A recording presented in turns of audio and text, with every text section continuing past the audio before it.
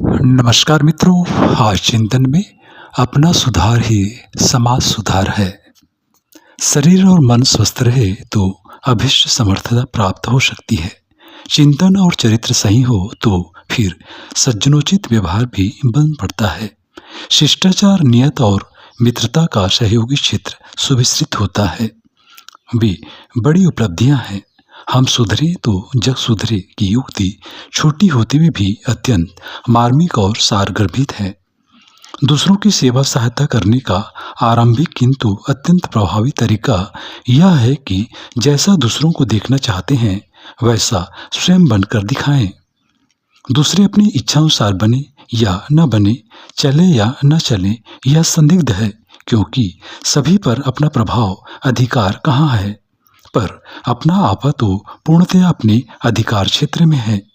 जब शरीर को इच्छानुरूप चलाया जा सकता है, जब अपने पैसे को इच्छानुरूप खर्च किया जा सकता है, तो कोई कारण नहीं कि अपने स्वभाव और क्रियाकलाप को इस ढांचे में ढाला जा सके जिसे शालीनता का प्रतीक प्रतिनिधि कहा जा सके।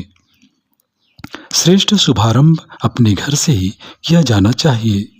घर में दीपक जलता है तो आंगन से लेकर पड़ोस तक में प्रकाश फैलाता है। दूसरों को प्रभावित करने बदलने से पहले यदि उसी स्तर का खुद को बना लिया जाए तो निश्चित रूप से आधी समस्या हल हो सकती है। अपनी ओर से आंखें बंद रखी जाएं और दूसरों को सुधारने समझाने के लिए निकल पड़ा जाए तो बात बनती नहीं, अभीष्ट सफलता मिलती नहीं। विफलता की ऐसी निराशा भरी घड़ी आने से पूर्व अच्छा यह है कि कम से कम अपने को तो उस स्तर का बना ही लिया जाए जैसा कि अन्य लोगों को देखना चाहते हैं। समाज सुधार एक आवश्यक और महत्वपूर्ण प्रश्न है। जिस समुदाय में हम रहते हैं उसकी मान्यताओं और गतिविधियों को ध्यानपूर्वक देखा जाए तो प्रतीत होगा कि उनमें अधिकतर अवांछनीयताएं भी भरी पड़ी हैं। आस्थाओं, मान्यताओं, आकांक्षाओं का युग प्रवाह मानवीय गरिमा के प्रतिकूल अनाचार का ही बाहुल्य कर रहा है। लोभ, मोह और अहंकार के आवेश में लोग प्रायः निरर्थक और अनर्थ भरी रीति नीति अपनाए हुए दिग्भ्रांतों की तरह भूल भलैया में भटकते देखे जाते हैं। मानव जीवन जैसे अलभ्य अवसर का प्रायः दुरुपयोग ही होता रहता है। ऐसा कुछ नहीं बन पड़ता जिस पर संतोष और आनंद से भरा पूरा गर्व किया जा सके, जिससे दूसरे कोई उपयोगी प्रेरणा या प्रकाश ग्रहण करें। इस अभाव का नाम ही भ्रष्टता और दुष्टता है। मान्यताएं और आकांक्षाएं भी बुद्धि को प्रभावित करती हैं। वह उसी के समर्थन के लिए सहमत होती और तदनुरूप ताने बाने बुनती देखी गई है। इसलिए मात्र बौद्धिक समाधान कुछ विशेष काम नहीं आते। भाषणों और प्रवचनों की शक्ति सीमित है।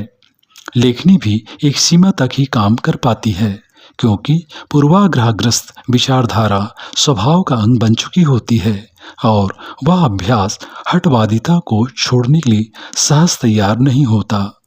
व्यक्ति या समाज का सुधार करने के लिए परामर्श प्रतिपादनों को अंतःकरण की गहराई तक पहुंचाना चाहिए।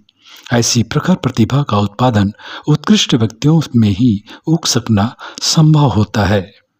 प्राथमिकता और प्रमुखता देने योग्य क्षेत्र यही है, विशेषतया उनके लिए जो दूसरों के समुदायों को सुधारने की आशा अपेक्षा करते हैं और उसके लिए आतुर भी दिखते हैं। यह भावना एवं चेष्टा सराहनीय है, पर उसे प्रभावशाली बनाने के लिए यही सर्वसुलभ है कि आरंभ अपने आप से किया जाए। यही वह बीजारोपण है जो आगे चलकर अंकुर पौधा वृक्ष बनते हुए फूल फलों से लदता है। उसकी छत्र छाया में बैठकर अनेकों को राहत पाने का अवसर मिलता है। यह ठीक है कि समाज से व्यक्ति प्रभावित होता है। वातावरण का प्रभाव एवं दबाव ऐसा है कि हल्के फुल्के व्यक्तित्वों को अपने प्रवाह में बहा ले जाता है। अंधड़ के साथ तिनके पत्ते उड़ते देखे गए हैं। सामूहिक प्रथा प्रचलनों का प्रभाव भी ऐसा ही है। वह दुर्बल मानस वाले अधिकांश लोगों को प्रचलनों का अनुसरण करने के लिए दबाव डालता है। देखा भी यही जाता है कि विनिर्मित वातावरण में रहने वाले लोगों का चिंतन, चरित्र, स्वभाव, अभ्यास भी उसी स्तर का बन जाता है।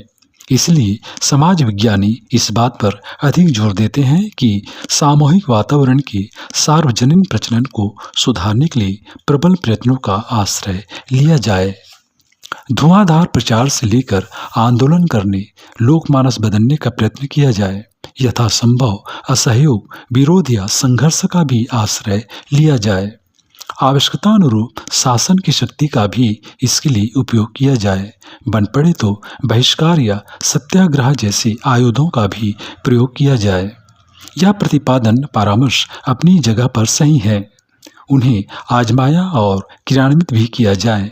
इन उपायों से वातावरण के बदलने में किसी कदर सहायता मिलती भी है। यह सब कुछ आवश्यक होते हुए भी पर्याप्त नहीं है। प्रचारक कभी चिरस्थायी नहीं होते। वह अपने समय में अपनी प्रचंडता का प्रदर्शन करके थोड़े ही समय में शांत हो जाते हैं और प्रचार प्रभाव से उत्पन्न हुआ आवेश कुछ ही दिल में पानी के बुलबुले की तरह उछल कूद कर समाप्त हो जाता है।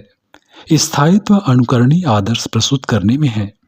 यदि प्रचारकों का निजी व्यक्तित्व घटिया हो तो फिर यह आशा नहीं की जानी चाहिए कि मात्र वाचालता के सहारे किन्हीं को अभ्यस्त कुसंस्कारों का परित्याग करने और आदर्श पालन की व्रतशीलता धारण करने के लिए सहमत किया जा सकेगा।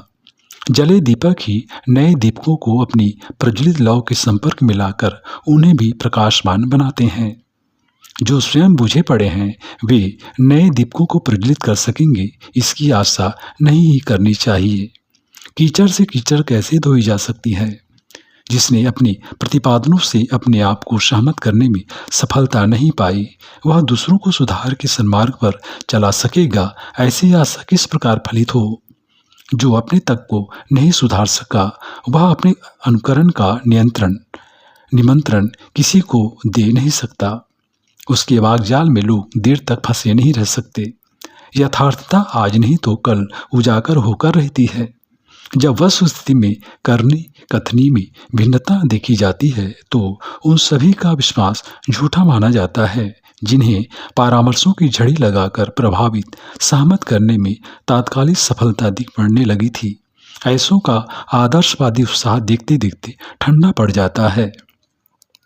कहने को कोई कुछ भी कहता रहे, पर लोगों की जमी हुई मान्यता यह है कि इन दिनों आदर्शों का परिपालन संभव नहीं है। उन्हें कहने सुनने का मनोविनोद भर समझा जा सकता है। कथा श्रवण से स्वर्ग मिलने जैसी मूढ़ मान्यताओं से भ्रांत तो कितने ही लोग रहते हैं, पर उन भक्त श्रोताओं में से कदाचित ही कोई ऐसे निकलते हैं जो आदर्शों को व्यवहार में उतारने के लिए आवश्यक साहस दिखा सकें। जब उदाहरण ही दिख नहीं पड़ते तो कोई कैसे माने कि आदर्श का परिपालन व्यवहारिक एवं संभव भी है। यही एक चट्टान इतनी बड़ी है जिससे टकराकर सतह पर बहते हुए अनेकों जलते दीपक बुझ जाते हैं। छोटी डोंगियों भी इन्हीं अवरोधों से टकराकर प्रायः डूबती देखी जाती है। प्रामाणिक उदाहरणों के बिना लोगों को सन्मार्ग पर चलने के लिए विवश करना इन दिनों इसलिए विशेष रूप से कठिन हो गया है कि निजी जीवन में उत्कृष्टता की कसौटी पर खरे सिद्ध होने वाले उपदेष्टा ढूंढे नहीं मिलते। यदि उनका ऐसा अकाल न पड़ा होता तो प्राचीन काल के धर्म प्रचारकों की तरह इन दिनों में समाज का स्तरीय निर्माण कर सकना संभव रहा होता। तब सतयुगी वातावरण सर्वत्र दिखाई देता था। उत्कृष्टता के पक्षधर भाव चेतना भी एक प्रकार के कृषि कर्म एवं उद्यान आरोपण की तरह है। उसके लिए सिंचाई तथा रखवालों की सुव्यवस्था रखने वाला जागरूक संसार चाहिए। किसान या माली का श्वेत रस पाए बिना कोई फसल कभी फलती फूलती और कोठे भरने में समर्थ नहीं होती। प्राचीन काल में लोकमानस का स्तर ऊंचा उठाए रहने में, चिंतन, चरित्र, व्यवहार में शालीनता का गहरा पुट लगाए रहने में धर्म प्रचारकों का जो पुरोहित वर्ग निरंतर कार्य संलग्न रहता था, उसका अब कहीं अता पता भी नहीं दिख पड़ता। ऐसी दशा में खेत उद्यानों की चौपट हुआ देखा जाता है तो उसमें कोई आश्चर्य की बात नहीं है। मित्रों, पानी का स्वभाव नीचे की ओर बढ़ने का है। वस्तुएं सहज ही ऊपर से हटाने पर नीचे आ गिरती है। लोक चिंतन और प्रचलन के संबंध में यही बात है। यदि उन्हें उत्कृष्टता की दिशा में उछालने वाला यंत्र न हो तो पतन पराभव की गर्त में उनका गिरते चले जाना सहज स्वाभाविक है। इन दिनों यही घटनाक्रम घटित हो रहा है। व्यक्तियों के समूह का नाम ही समाज है। व्यक्तियों का निजी स्तर जैसा भी भला बुरा होता है, समाज भी ठीक उसी प्रकार बन जाता है। व्यक्तियों में निष्कृष्टता बढ़ती चली बढ़े और समाज राष्ट्र का स्तर ऊंचा बना रहे, यह हो नहीं सकता। इसलिए देश, धर्म, समाज, संस्कृति की वास्तविक सेवा करने के इच्छुकों में से प्रत्येक को अपने प्रभाव क्षेत्र में व्यक्तित्व का स्तर ऊंचा उठाने के लिए सच्चे अर्थों में ठोस प्रयत्न करने पड़ते हैं। इसके लिए सर्वप्रथम अपने को, अपने निजी परिवार को वैसा बनाना पड़ता है जैसा कि अन्यान्यों को सुधारने के संबंध में सोचा जाता है। आत्मनिर्माण ही विकसित होकर समाज निर्माण या विश्व निर्माण जैसे महाप्रयोजन में कुछ कहने लायक योगदान दे पाता है। उस प्रयत्न के लिए बनी सही योजना लक्ष्य तक पहुंचती और अभिष्ट परिणाम उत्पन्न करती है। समाज सुधार के क्षेत्र में जिनने भी कारगर उपलब्धियां प्राप्त की हैं, उन सभी को सर्वप्रथम आत्मनिर्माण का कार्य हाथ में लेना पड़ा है। वही सनातन उपचार आज की परिस्थितियों में भी उतना ही सही और कारगर है।